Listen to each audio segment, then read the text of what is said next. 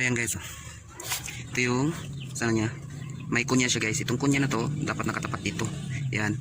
At saka yung timing chain niya, ito may black na to, black, may itim. Yan, dapat yan.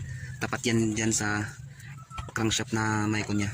Dito naman guys, dapat ito yan guys, oh. Turo ko. So, ito yung guhit guys, tapat yun dito sa may bukol. Yan. Yan may guhit. Tapat yun dyan sa may bukol. Tapos yung itim niya, itong itim, yan. Yan, dapat nakatap. Yan, may arrow siya guys, oh. Yan, may arrow. Arrow siya. So, review lang natin yung timing nito para malaman at hindi na malilibog. Yan. So, yan yung timing niya guys. Yan.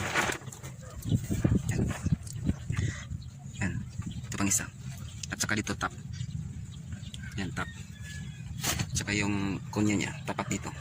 So, ang dahilan nito guys, yung ano niya, yung punik